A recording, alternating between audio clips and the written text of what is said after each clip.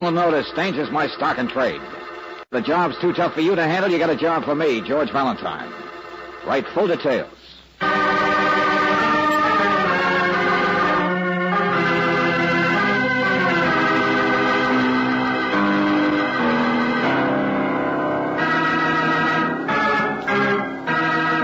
Let George do it.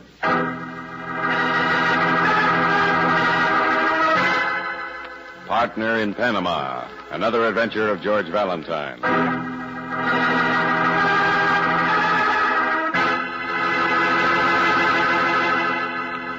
Dear Mr. Valentine, the job's not too tough for me, but I don't want it. Hey, wait a minute. Who is this, Lieutenant Riley? It's the voice of desperation. Get over here quick. Why? Why? Why, he asked. Valentine is a character wrapped around my neck. His name is Grovich, the stupendous Mr. Grovich, Hollywood's most colossal producer of popcorn baked. He makes movies? Oh, no. Not without you, he doesn't. That's the job, Valentine. You're going to be the man behind an Oscar. That's an 8-ball in arms.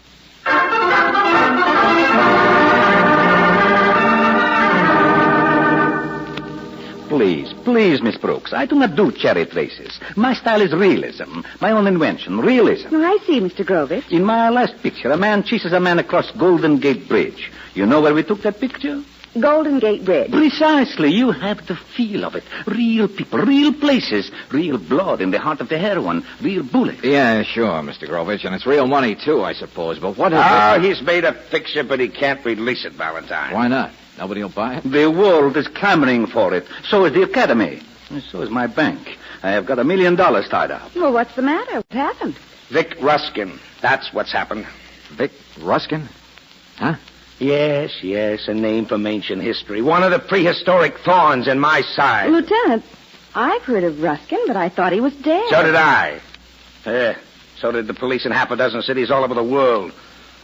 Only to be honest about it, he just disappeared 10 years ago. He might have stayed that way if it hadn't been for my friend Grovich here. But no, he's got to go around raising the dead. Mr. Valentine, this latest picture of mine that I can't release, it's a masterpiece. Why? It is real. What's real about it? People. Real people like bank robbers, murderers, you know. Like Vic Ruskin. He's in it. His name. Things he did. Oh, now I get it, Mr. Grovich. You've done one of your super thrillers based on some of Vic Ruskin's crimes. And, you haven't bothered to get his permission first. But I thought he was dead, and he had no relatives. What makes you think he isn't dead? He sent us a letter. He read about the picture in the fan magazine. He wants $50,000 for the right to use events of his life. $50,000 cash, and the lawyers tell me. Did he sign the letter? Yeah, sure. But there isn't a record of his signature. We could check. But there's a record of other things. In the letter, he gives facts about his crimes only he and the police could have known.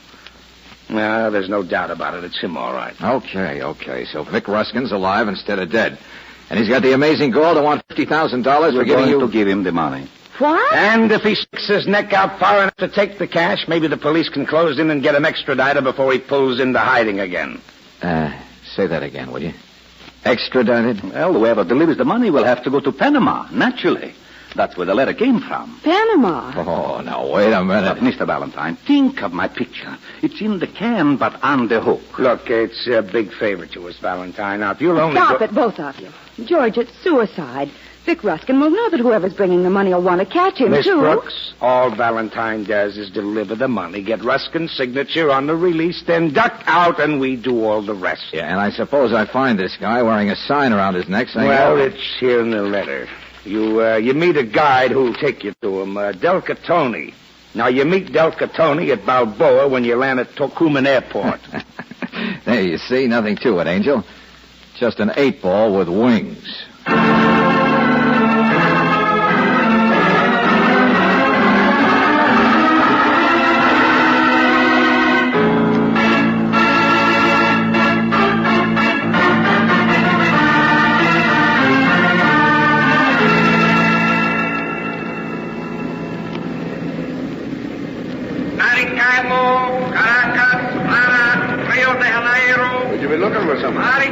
Excuse me, my friend. Would you be looking for Huh? Oh, no. I just got in. Oh, you didn't. What's that? My friend, I couldn't help noticing. You've been walking around the airport with your bag there like a man lost. As a native of the parts, I always like to help. Okay, Irish. I got in half an hour ago from Managua. I have been looking for somebody, but not with your accent, I'm afraid. You're not Del Catone. A friend, my friend, a friend. He asked me to meet you. Poor Catone is a musician, plays in a sailor place in the old town, Club Cortez. And, Mr. Valentine, since your plane come in at night... He would have met me anyway. Of course, to guide you to something. So you'll just be coming with me. Not quite so fast, but... With such a crowd here, a man would... Well, he should know how easy it is in a crowd to... No, you don't. Let go of that bag. Hey! Senor, what is it? You're sick. What has happened? Senor, please. No. It's nothing. Forget it. But, senor, the man. I saw the man. Nothing happened, I said. Skip it, will you? A sucker just stole my 3 clean shirts, that's all. Welcome to Panama.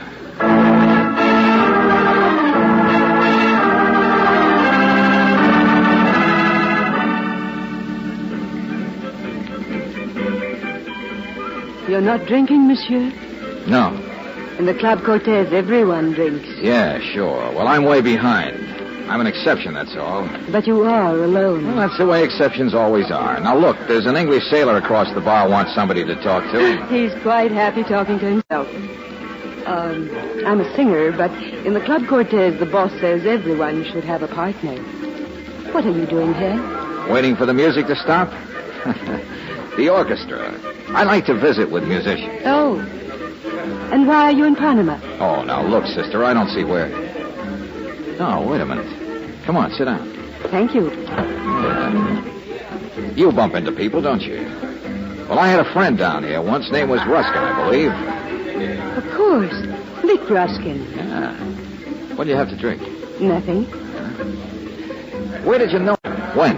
A long time ago. Know where he is now? I wish that I did. I wish I could help you, monsieur.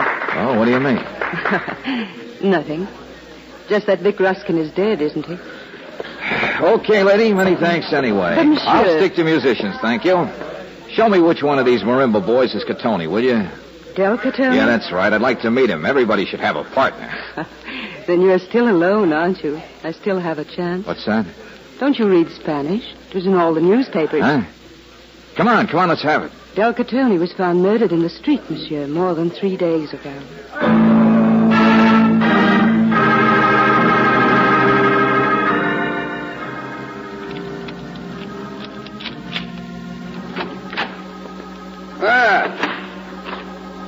We meet again, eh, Mr. Valentine? Well, make yourself at home in my room, my friend. I had a little key, and it just happened to fit. Oh, well, don't apologize, Buster. After the runaround I've been through, I'm glad to have a man-sized shadow to work out on. No. Now let go. I suppose you brought my suitcase back, Yes, huh? yes, I did. The shirts didn't fit, huh? You came to look for some more. Please, I only wanted to see All you. right, Irish. Here I am. Now make it fast. Well, my regards to you. Now, in the first place, Mr. Valentine... Come on, faster. But you must understand about the airport. I didn't intend... Now, you listen to me. You knew Catone was dead, but he was supposed to meet me. You know I'm delivering money to Vic Ruskin. He already tried to steal it once. Maybe you even know where Ruskin is. Well, now take the words out of your mouth and let's have it. Mr. Valentine, my name is Pizarro Fane. Oh, great combination. The South American Irish. I'll have you know in the artillery under Simon Bolivar, my grandfather was... Yeah, come on. All right, but never mind. It's a good story sometime. By occupation, Mr. Valentine, I'm by way of being a barrister. Lawyer? Oh, this gets wilder and wilder, doesn't it? What do you chase for ambulances down here? Ambulances? Oh, I'm not in regular practice, as they say. Yeah, I can imagine. I've a preference for living down the coast, you know, banana plantations and hardwood jungle. You mean down where it's hotter, you find there's less heat? You're a smart man. I admit the stupidity is trying to steal that $50,000 from you, but, Mr. Valentine, do you know what a quid pro quo is? Sure. It's the first nickel in the slot machine. Remuneration, reward. It'd even be legal. You mean if you can't fry a fish one way, you'll do it another. Now, what's the idea? You want to sell me what you know? Is that it? I'll do even better. I'll sell an object. A statue. A what? A statue, my friend. In a bamboo thicket by a path crossing. And as for what all I know, well, I'm sure we can reach a price. Yeah. Prices are slipping these days. Mr. Valentine, my information would be accurate. I'm not an amateur informer. Don't be so eager, Pizarro. You make it sound even phonier. Please, don't bother to answer that. Yeah, hello? Hello, monsieur. Well, it's you, huh? Who better would you expect, monsieur? Pan American Airways with a free ticket home. I'm getting sick of the local population. But I'm only trying to help you, monsieur. Oh, sure, I know. Now, look, I'm busy right now. I've got a professional liar here. Now, look, Valentine. But, monsieur, listen. I've been tracing the actions of the musician for you, Del Catone. I found a ship captain, Captain Tog, who was with him a week ago down the coast. Down the coast? The captain knows nothing, but he picked up Catone a week ago from a visit to some banana plantation. Huh? Lady, maybe you've just begun to clean up a liar. What? But, monsieur, can't I help more? Can't I? Thanks, no. I just decided to make a purchase someplace Mr. else. Valentine. Hold it a second. Mr. Valentine, outside there. Look out!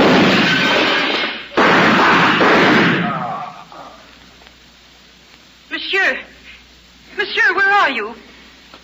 I'm right here on the rug. Where do you think? But what was it? What happened? Do you really think you could help me find Vic Ruskin? Down the coast with this captain you dug up, find the plantation? I would hope so, monsieur. I would want to... whatever you want. Okay, sister.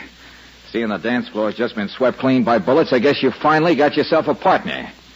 The competition was just shot full of holes.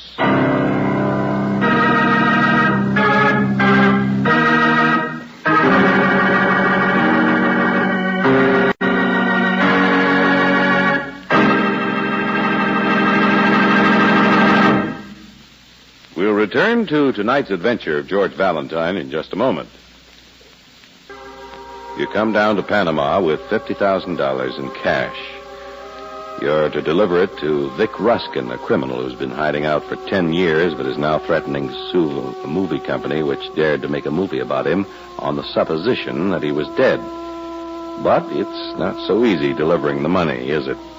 The guide Ruskin sends to meet you is murdered before your arrival. And then a lawyer of sorts who is offering to sell his knowledge is shot from outside your own hotel window.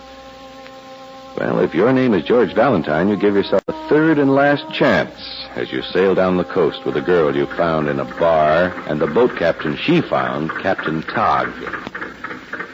Well, a little calmer this morning, huh? Yeah. You don't talk much, do you, Captain? Why talk? There is nobody to talk to but people. Ha. All right. Anyway, it is a little calmer. I'm turning into the main river current. Yeah, so I see. Can't you remember any more about dropping Catone off, picking him up on your way back to Panama?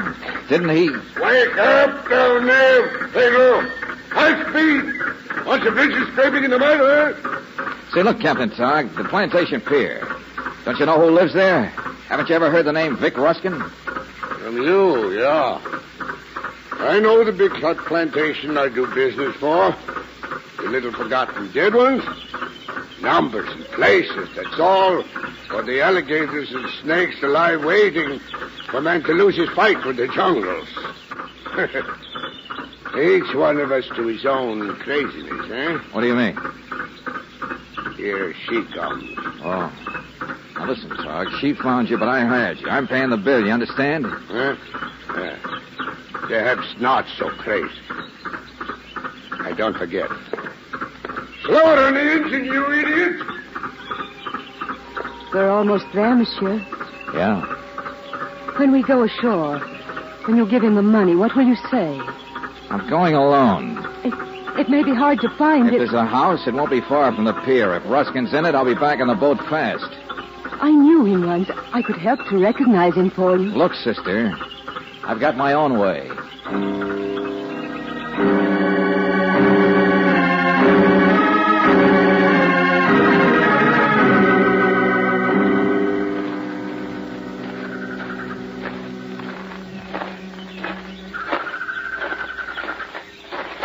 Hey, wait a minute. Cut it out. All right, cut it out, will you, Sammy? Say out. Valentine. Sure. Who'd you think it'd be? Would you... Excuse. Come with me.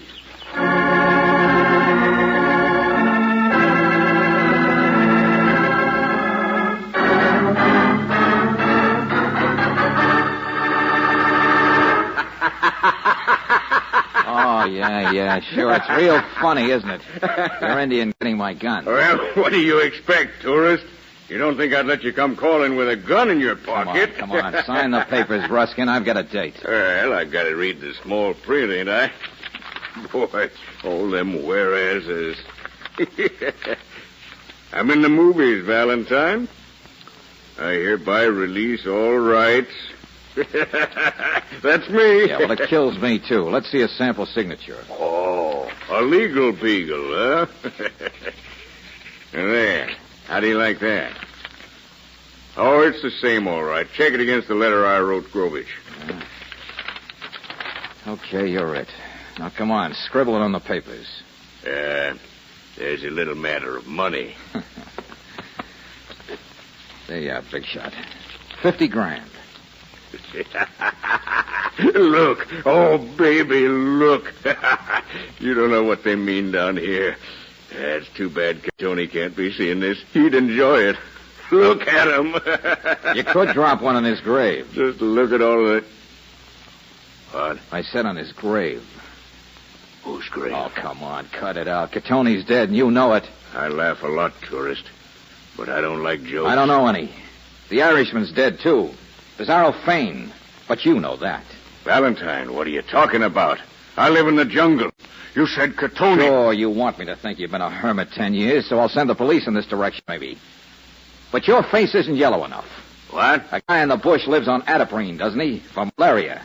And this place of yours, Buster, it's broken down. You haven't got enough supplies. What did you do? Come down just before me so you could meet me here? Shut up. Maybe you were even at Panama when I was. Maybe you even killed those guys so you wouldn't have to run a split with them. I said shut up. Give me that money. I'm getting out of here. Give it to me, I said. Stop it! Well, you've got your uses in a shore party after all, haven't you, lady? Now, just let me hold that gun. And... No. He was signing your paper, monsieur. Tasha. Hello, Tasha. Yes, I was just... He will sign your paper, monsieur. Sure, I'll sign it. There you are. And the money, monsieur. He's already got it. Then the business is over. Stand very still, monsieur, to one side. Oh, no, don't! Give me that, you crazy little... What's the matter with you? Drop it, I said. All right, monsieur. Yeah, the business is over, all right. He's dead. I know it. Well, what in the name of blue blazes do you... He was my husband. You're what? Vic Ruskin was my husband. I told you this trip was important to me. I was as anxious to find him as you. Oh, sure. So you kill him in front of a witness. Big love. You may do what you like. I've tried to find him for years. You were really married? In Venezuela 10 years ago. He ran away, took everything I had. My life isn't very pretty. And now you're a widow. And he was such a heel, a local court might let you off easy. And then you'd have $50,000 inheritance. Maybe it is worth it. I don't want the money. You take it. There, in your pocket, monsieur. What? Well, okay, sister. Now go on back. I'll take care of things here. Shall I wait for you outside by the bamboo? No. Go on back to the boat. Tog won't leave without me. Of course not, but don't you think... Go on, I said beat it, will you? Yes, monsieur. Something a wild Irishman said keeps sticking in my mind.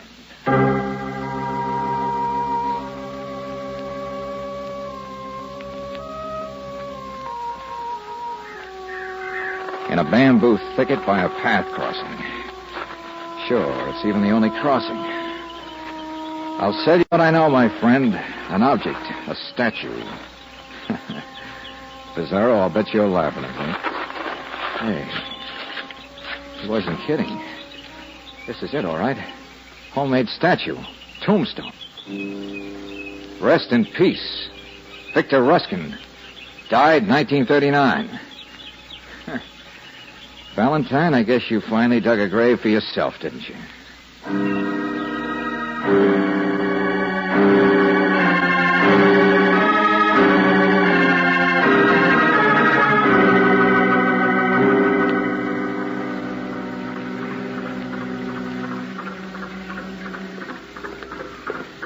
There's the sail, Mr. Valentine, huh? Tight below won't wait, you know. Yeah, Captain. I'm all finished ashore. Yeah. Pedro, your license come? Where's the girl now, Captain? She went to her cabin. We'll be casting off. Yeah. Well, I'll be watching from on deck. Pedro! Get that clean sailing so I can toss the line. Hello. I was going to rest, monsieur, but you see, I'm here. Yeah, so am I. A person left up there in the jungle wouldn't have any way to get out, would he? Of course not. So the money's still safe, too, still here in my pocket. But of course. You know, I guess I had a couple of chances to live and didn't take them. What? Back there in the house, I still had a chance to live. Only I had to get curious and goad that guy up there about Catoni and about his not really living here and about all the things. I have killed a man, monsieur. I do not want to talk about... Oh, yeah, you killed him, all right. Because I went too far and found out too much, and so did he. That's why Catoni died and Pizarro. They knew too much they might use for themselves. Sure, you killed him. You even said you didn't care what happened. But it's like the money. You knew it had come back to you. You knew you were safe. Because now I'm on the death list, too. Monsieur, because now no. I know too much, too. I know you were lying like a rug when you said he was Ruskin, when you said he was your husband. Get away from me. Oh, no, you don't. It's like this, doesn't it? He was a phony put in there for the job. Oh, sure, he's the same guy I wrote to the movie company, so the handwriting would check. And Catoni, he was going to be my guy. Let go of me. Let go of me. Only $50,000 is a lot of dough down here, isn't it? I guess the hired hands got greedy. Was that why Catoni was knocked off? The lawyer Pizarro, I suppose, gave advice on how to handle a movie company in the first place. But of course he had to get it when he came offering to spill me the whole works about Ruskin. I was on the telephone. I wasn't near your hotel room. I didn't do it. Keep that mouth shut. I want to live. I saw the tombstone, sister. Vic Ruskin died 1939. Only a guy named Lieutenant Riley convinced me that Ruskin's really alive. House ain't clear, Pedro. That's me. He changes his identity. He builds a new identity he can live with and stay with even after engineering a fraud like this one. Oh, no. The pillow goes over the mouth. Don't mind if I tie the sheets a little tightly, do you? It's my life, remember? Sure, baby. A good identity. One that gets you around to all the places to arrange this business. To kill Catoni and the Irishman. All right, Tasha. The place for you is overboard. Don't worry, sister. You're not going overboard. A chair makes a better splash. Tasha! Baby, that something's overboard. Stop the engine, you idiot. Tasha! Pleasant dreams, Captain Ruskin. What are you going to do? You can't run the boat. You're still miles from nowhere. I'll do all right, sister. I can use Ruskin's gun on Pedro. I can use the wireless. It would have been so simple. Vic would have shot you aboard. You would have come back a casualty of the greedy dead man in the jungle. Sure, and I suppose with a sob story, the widow would have collected the money legally. And Ruskin could have gone right on being Captain Tog forever. I underestimated you, monsieur. I'm sorry, monsieur. Can't you at least look at me for once? And nobody has to know about the $50,000, and we can... The dance is over, Tasha. It's time to change partners.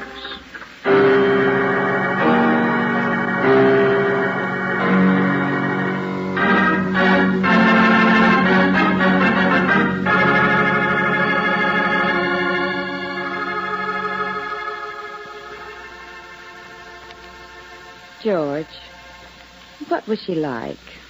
You've told me everything else, but what was Tasha really like? Oh, well, I don't know, Brooksy. Ask Lieutenant Riley when he gets back from Panama with Ruskin. What was she like? Oh, now, look, Angel, keep your mind on the subject. It's not every night we get to see a private showing of a movie, is it? Right here in the home of a big producer? No, I will kill myself. I am ruined. I will kill myself. Grovich, what's the matter? I thought you were on the phone. Long distance is a tragedy. My beautiful realism. Long distance? From Panama, from Lieutenant Riley. Now that Vic Ruskin is being extradited, he will stand trial for many crimes. But, Mr. Grovich... $500,000 he wants now. $500,000 for his rights so he can hire the best lawyers. This is what happens to me, the father of realism. The bank won't stand for it. My beautiful picture, every part of it so true to life, and now it would never breathe. Hey, wait a minute, Mr. Grovich. I've got an idea for a picture you could do. Look, a young man goes down to the jungle to deliver a crook some money. Only there he meets a very beautiful girl. But she's really the crook's wife. And she's... No. It is not real. This could never happen. There's your answer, Angel.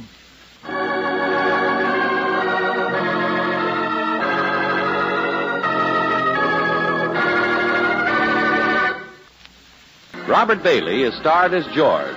Let George Do It is written by David Victor and Jackson Gillis and directed by Don Clark.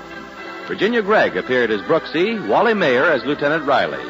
Ed Begley was Grovitch, Ted DeCorsia, Fane, Maria Palmer, Tasha, Joseph Granby, Tog, and Fred Shields, Ruskin. The music is composed and presented by Eddie Dunstetter, your announcer, John Heaston. Listen again next week, same time, same station, to Let George Do It. This is the Mutual Don Lee Broadcasting System.